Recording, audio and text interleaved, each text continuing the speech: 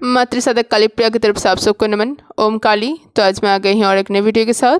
तो जैसे आपने वीडियो का थंबनेल देख लिया है कि इस ब्रह्मांड का आयु क्या है, ठीक है, what is the life of this universe. तो वीडियो शुरू करूँ उससे पहले आप सबसे निवेदन है, अगर आपको मेरा वीडियो अच्छा लगे, ज्ञानवर्धक लगे, उपयोगी लगे तो आप लाइक, कमेंट, शेयर, सब्सक्राइब कर सकते हैं। देवी की सब पे असीम कृपा रहे। ओम काली। तो चलिए शुरू करते हैं।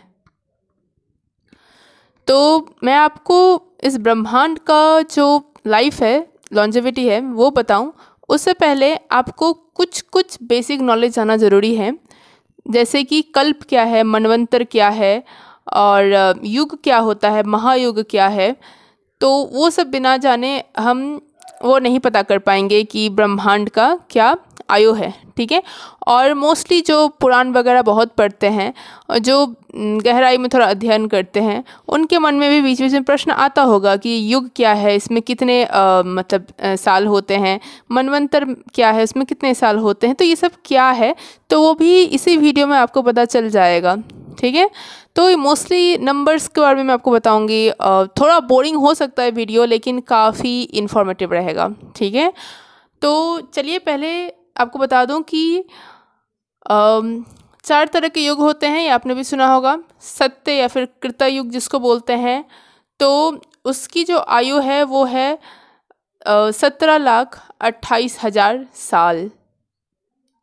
फिर है त्रेता युग, उसकी आयु है 12,96,000 साल। फिर आता है द्वापर युग, जिसकी आयु है 8,84,000 साल। फिर आता है अंत में कलयुग, जिसकी आयु है 4,32,000 साल। तो जब सतयुग से शुरू होता है, ठीक है, और कलयुग के अंत में ख़त्म होता है, तो ये पूरे समय को एक कंप्लीट रिवॉल्यूशन बोलते हैं, जिसका दूसरा नाम महायुग भी है।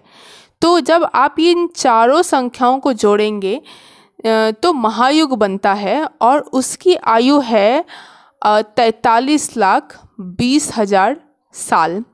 अब यही महायुग को जब आप 1000 गुना कर देते हैं, ठीक है, तो मनवंतर बन जाता है। और मनवंतर का अर्थ ही है कि ब्रह्मा जो है ना, उसके दिन की अवधि, जैसे अभी क्या है, अभी 24 घंटे होते हैं हमारे दिन में, 12 घंटा करीब करीब दिन रहता है, 12 घंटा करीब करीब रात रहता है ना। दो वो जियोग्राफिकली थोड़ा डिफ़र करता है, लेकिन मान लीजिए आधा आधा रहता है। तो वैसे ही ये जो मनवंतर है, आधा मतलब मनवंतर जो है वो ब्रह्मा का दिन है, और मनवंतर जो है ब्रह्मा का रात है। यानी कि अगर मान लीजिए ब्रह्मा का 24 घंटे में 2 मनवंतर आते हैं, समझ के। तो ये हुआ मनवंतर का नॉलेज। अब दूसरी बात जानिए कि जैसे हमारा जो 1 साल होता है, इसमें 365 दिन होते हैं, है ना।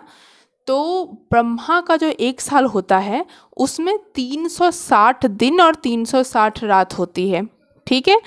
तो अब जब ब्रह्मा का 1 साल है, उसको जब आप 100 के साथ मल्टीप्लाई कर देते हैं, यानी कि 100 इंटू ब्रह्मा का साल, तो वो जो बनता है उसको हम महाकल्प बोलते हैं, समझिए। ब्रह्मा का जो ईयर है, ब्रह्मा का 1 साल, उसको 100 से जब गुना करेंगे तो महाकल्प बनता है। उसी को लाइफ ऑफ दिस यूनिवर्स बोलते हैं। तो वो संख्या इतनी ज़्यादा है, पावर्स में आती है, ठीक है। वो इसको हम कुछ ऐसे भी बोल सकते हैं, 3.1104 इंटू 10⁻14 ईयर्स। तो इतना जो समय है वो है ब्रह्मांड की आयु, ब्रह्मांड का लाइफ। ब्रह्मांड इतने समय तक जीवित रहेगा, उसके बाद उसका विनाश होगा। तो एक प्रश्न जो कुछ लोग के मन में आता होगा कि ये सब जो रेफरेंस है ब्रह्मा को लेके ही क्यों किया गया है, विष्णु या महेश या फिर और देवता को लेके क्यों नहीं। क्योंकि हमें पता है कि ब्रह्मा, विष्णु, महेश को एक स्पेसिफिक काम सौंपा गया है, उसमें से ब्रह्मा को जो सौंपा गया है वह क्रिएट करना, रचना करना है ना।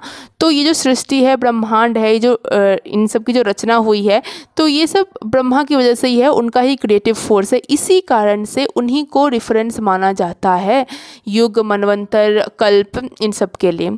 तो आशा करती हूँ आपको ये वीडियो काफ़ी अच्छा लगा होगा। अगर अच्छा लगे तो आप लाइक, कमेंट, शेयर, सब्सक्राइब कर सकते हैं। देवी की सब पे असीम कृपा रहे। ओम काली।